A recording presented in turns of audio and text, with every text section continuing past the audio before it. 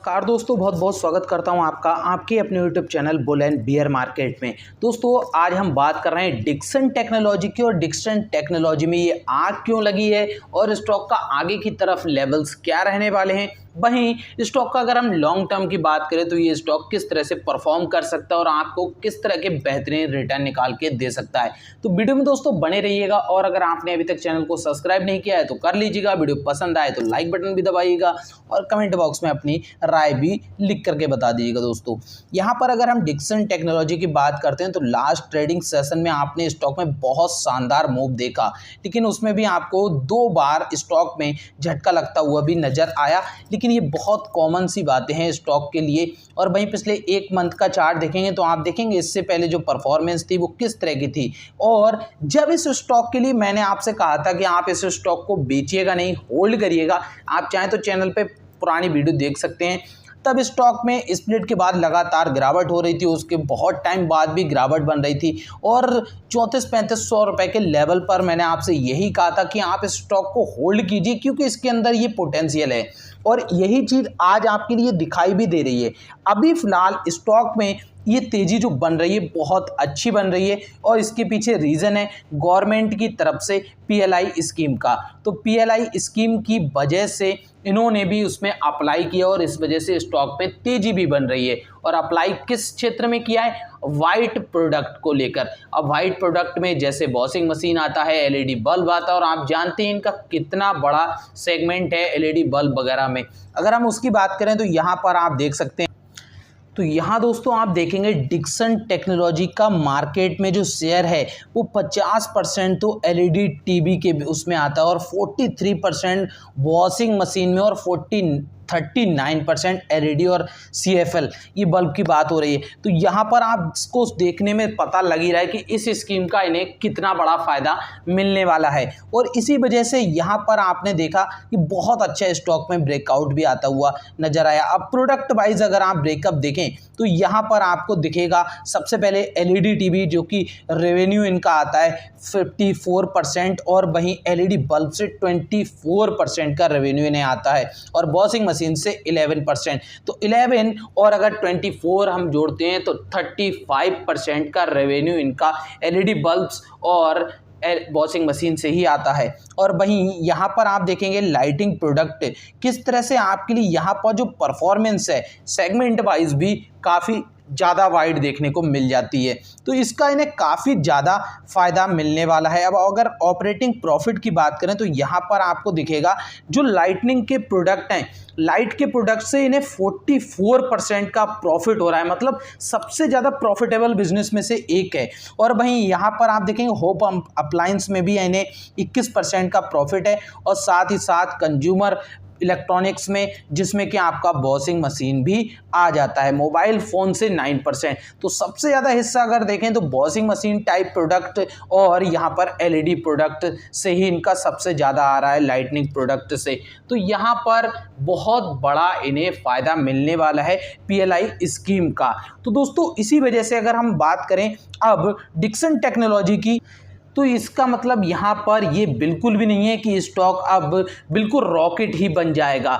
Stock में कुछ levels की अगर हम बात करें तो यहाँ पर 5050 का एक लेवल है, अगर इसके ऊपर ये सस्टेन करता है तब आपके लिए टारगेट आपके रहेंगे 5500 रुपए तक के।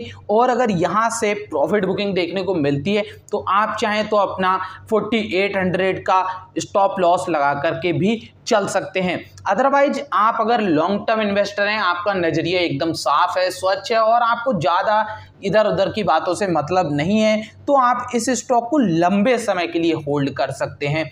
काफ़ी अच्छी कंपनी है, बहुत बढ़िया इनका बिजनेस भी चल रहा है। अगर आप इनके फाइनेंशियल भी देखेंगे तो यहाँ पर भी आपको काफ़ी अच्छा ग्रोथ देखने को मिलेगी और धीरे धीरे कंपनी और बेहतर होती जा रही है।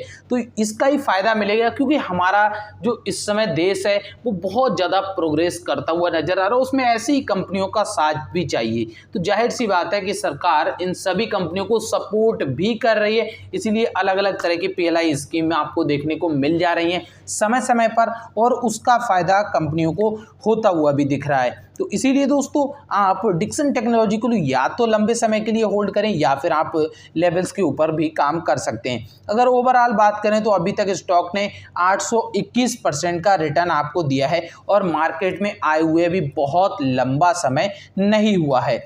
अब यहाँ से आप देखेंगे जो मेन स्पीड आई है इस स्टॉक में कोविड के बाद। अब कोविड के बाद के अगर आप ज़्यादातर स्टॉक्स देखेंगे तो सभी में बहुत तेज़ी से स्पीड आई। अब इसके दो रीज़न हैं यहाँ पर। पहली चीज़, इनका बिजनेस इतना उड़ नहीं गया इसके बाद में, लेकिन इसमें क्या फ़र्क पड़ा, इसमें फ़र्क मेन ये पड़ा कि मार्केट में न्यू पर्सन्स की एंट्री बहुत ज़्यादा हुई और बहुत सी कंपनियां ऐसी हैं जिनमें शायद ये ग्रोथ नहीं भी है, तब भी आप अगर उनका चार्ट देखेंगे तो कोविड के बाद का चार्ट आपको कुछ इसी तरह का दिखेगा।